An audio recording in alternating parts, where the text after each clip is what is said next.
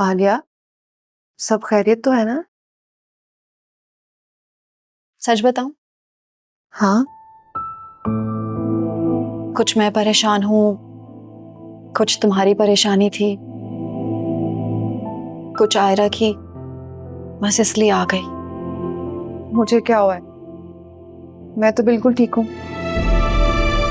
आयरा भी बिल्कुल ठीक है। एक कंगन ही बचे थे तुम्हारे पास, वो भी अपने मियाँ को दे बैठी हो। क्रिप्टो और माइनिंग से पैसा कमाना इतना आसान होता ना, तो मैं भी 10 घंटे की मुलाजमत नहीं करती, बल्कि घर बैठकर मजे से डॉलर्स कमाती। कितने अरमानों से अम्मा ने तुम्हारे लिए जेवर बनाया था, एक एक करके सब बिक गया। और ये जो तुम चेन पहनी हुई हो ना, अगर ये आर्टिफिशियल ना होती ना तो ये भी कब की बिक चुकी होती। और बेचारी अम्मा, उन्हें तो कुछ मालूम भी नहीं है।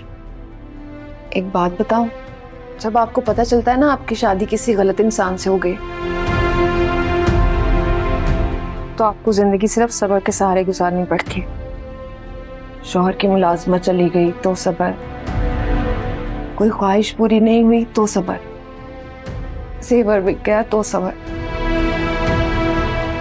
जिंदगी में सब्र के सिवा कुछ नहीं बचता। और सबसे मुश्किल बात बताऊं, जब आप महके जाएं तो खुश रहने की एक्टिंग करनी पड़ती है। मैं तुमसे शिकवा नहीं कर रही, लेकिन जब तुम हाल पूछती हो ना, तो दिल करता है दिल खोलकर तुम्हारे सामने रख दूं। लेकिन तुम अम्मा बाबा से मेरी किसी बात का जिक्र मत करना।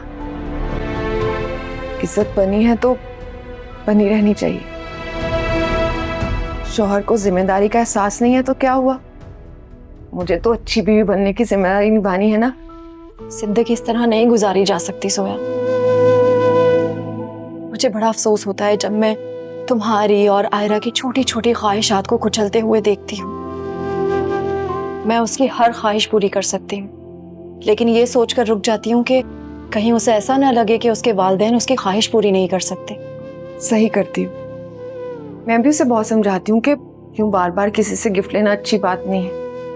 क्या करूँ, वो भी बच्ची है ना चाहते हुए भी तुम लोगों के सामने जिक्र कर बैठती है। कभी कभी सोचती हूँ असफर से लड़ भिड़ करना, घर से निकल जाऊं और खुद कुछ कर लूं।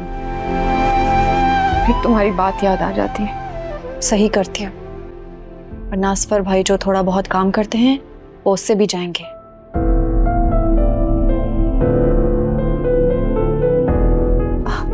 मैं भी देखो तो बातों में लगाकर बैठ गई।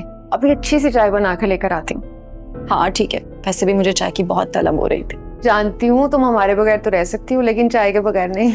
तो फिर जाओ, जल्दी से लेकर आओ। वैसे तुम भी कुछ बता रही थी ना कि तुम परेशान हो, सब खैरियत तो है ना? तुम्हारी परेशानी देखकर तो मैं अपनी परेशानी भूल ही गई।